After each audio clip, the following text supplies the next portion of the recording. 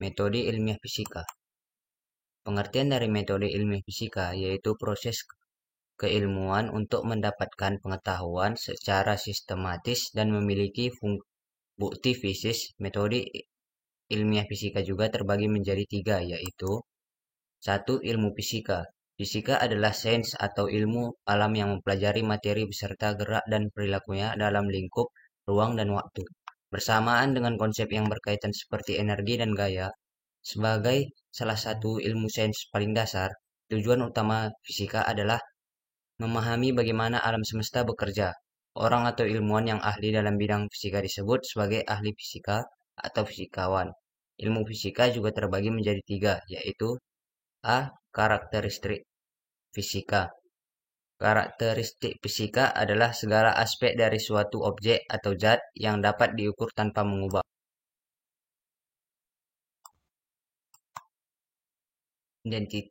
Identitas sifat fisik dapat berubah. Fisik intensif atau ekstensif. Sifat intensif tidak tergantung pada ukuran dan jumlah materi pada objek, sedangkan sifat ekstensif bergantung pada hal tersebut. Suatu sifat dapat pula berupa isotropik jika nilainya tidak tergantung arah pengamatan, atau anisotropik jika sebaliknya. 4 sifat fisika yaitu: 1. Wujud zat, padat, cair, dan gas. 2. Kekerasan zat, keras dan lunak.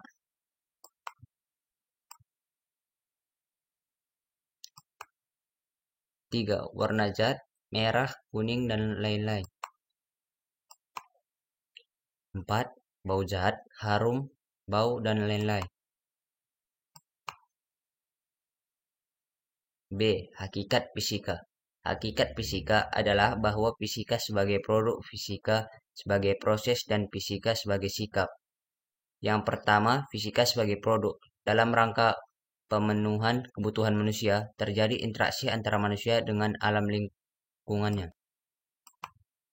Langkah-langkah metode ilmiah. 1. Merumuskan masalah. Adanya pertanyaan yang muncul karena adanya kejadian alam lingkungan sekitar yang sering berulang. 2. Observasi. Mengakui adanya aktivitas sesuatu yang terjadi dan kejadian yang berulang. 3. Menyusun hipotesis. Mengajukan jawaban atau pertanyaan. Eksperimen. Merancang suatu eksperimen untuk menguji suatu hipotesis. 5. Menarik kesimpulan.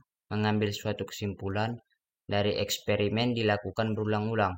6. Menguji kesimpulan, melakukan eksperimen lanjut, dan membuktikan bahwa hipotesis yang dikemukakan tepat sehingga dapat dijadikan suatu teori. C. Pembelajaran fisika. Pembelajaran fisika adalah suatu pembelajaran tentang gejala dan fenomena alam dalam kehidupan sehari-hari, dapat ditinjau melalui kegiatan seperti pengalaman, observasi, dan eksperimen yang dilandasi sikap ilmiah untuk meningkatkan keterampilan proses sains. C. Pembelajaran fisika. Pembelajaran fisika adalah suatu pembelajaran tentang gejala dan fenomena alam dalam kehidupan sehari-hari, dapat ditinjau melalui kegiatan seperti pengalaman, observasi, dan eksperimen yang dilandasi sikap ilmiah untuk meningkatkan keterampilan proses sains. 2.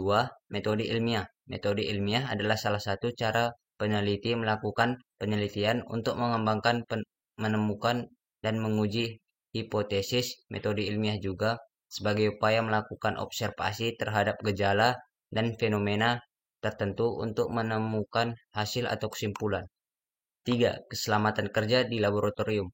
Keselamatan kerja di lab merupakan keadaan terbaik dalam bekerja di tempat yang dilengkapi peralatan untuk mengadakan percobaan atau penyelidikan. Keselamatan kerja di laboratorium perlu diutamakan untuk mencegah kecelakaan kerja. Keselamatan kerja merupakan tanggung jawab setiap orang, baik laporan maupun praktikan. Keselamatan kerja di laboratorium juga terbagi menjadi dua, yaitu: A. Tata tertib keselamatan kerja. 1. Penelitian wajib berpakaian rapi dan sopan, mengenakan sepatu, dan tidak diperkenalkan untuk mengenakan celana pendek selama melakukan aktivitas di laboratorium. Pengguna laboratorium wajib menggunakan jas laboratorium serta alat pelindung diri atau APD lengkap. Mengisi buku kunjungan laboratorium, mengetahui fasilitas laboratorium, mengenal dan berkoordinasi dengan koordinator laboratorium, menyimpan barang bawaan di dalam loker yang telah disediakan, tidak dibenarkan membawa makanan dan minuman, merokok, dan berhias di laboratorium. Pengguna laboratorium tidak diperbolehkan bercanda selama praktik. Apabila mengalami kondisi yang tidak aman, kecelakaan, atau kerusakan alat, segera melapor pada petugas laboratorium. Ikut menjaga dan merawat fasilitas laboratorium. Jika terjadi kebakaran, singkirkan atau jauhkan semua bahan atau barang dari api dan gunakan alat pemadam kebakaran yang tersedia. Mematuhi dan memenuhi standar kerja di laboratorium. Mengetahui tindakan awal apabila terjadi keadaan darurat. 1. Penelitian wajib berpakaian rapi dan sopan, mengenakan sepatu, dan tidak diperkenalkan mengenakan celana pendek selama melakukan aktivitas di laboratorium. Peneliti wajib menjaga kebersihan laboratorium. 3. Peneliti tidak diperkenalkan untuk merokok selama di laboratorium.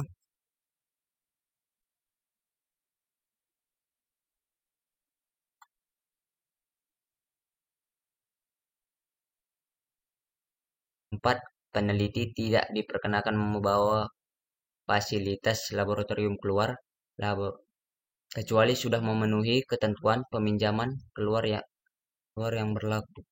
5. Peneliti bisa memulai kegiatan penelitian dengan menggunakan fasilitas laboratorium setelah semua ketentuan dipenuhi. 6. Peneliti wajib merapikan peralatan atau bahan fasilitas laboratorium setelah selesai melakukan penelitian. 7. Peneliti yang mengalami kecelakaan ringan saat bekerja di laboratorium boleh memakai obat-obatan yang ada di kotak P.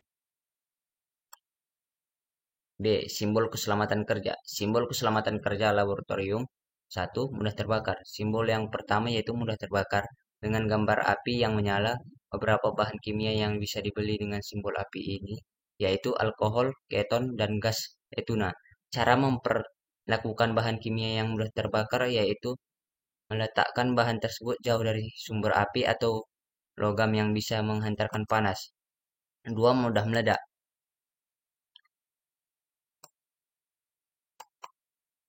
Mengalami goncangan atau gesekan bahan kimia yang mudah meledak disimbolkan dengan gambar ledakan.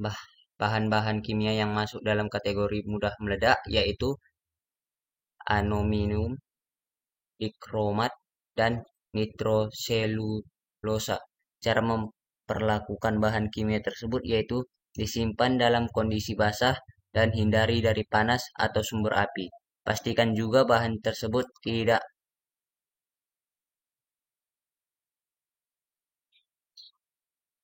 beracun dan bersifat karsinogen.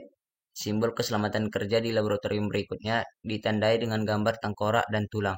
Simbol ini mengisyaratkan bahwa bahan kimia tersebut tergolong beracun dan bisa menyebabkan kanker. 4. Menyebabkan iritasi dan keracunan. Bahan kimia yang bisa menyebabkan iritasi dan keracunan biasanya ditandai dengan simbol tanda silang berwarna hitam. Bahan kimia tersebut antara lain klorofrom, natrium hidroksida, butalon, uap bromin, hidrogen peroksida, dan gas klorin. 5. Korosif. Bahan kimia yang bersifat korosif biasanya diberi tanda gambar tangan dan besi dengan tetesan bahan kimia. Selain bisa menimbulkan karat, bahan tersebut juga bisa menyebabkan luka jika tersentuh oleh tangan dan tanpa pelindung. 6. Radioaktif. Simbol keselamatan kerja di laboratorium selanjutnya yaitu simbol untuk bahan kimia yang bersifat radioaktif. Bahan tersebut umumnya ditandai dengan gambar berbentuk mirip kincir angin. Beberapa jenis bahan kimia ini yaitu uranium, plutonium, thorium, dan aktinium. Bahan kimia yang bersifat radioaktif disimpan dalam botol tebal dan tertutup. Pastikan juga bahan ini tidak mengenai tubuh secara langsung. Alat keselamatan kerja di laboratorium. 1. Jas laboratorium. 2. Sarung tangan. 3. Goggles. 4. Masker. Kesimpulan yang kami dapat dari materi metode ilmiah fisika yaitu proses keilmuan untuk mendapatkan pengetahuan secara sistematis dan memiliki bukti fisik.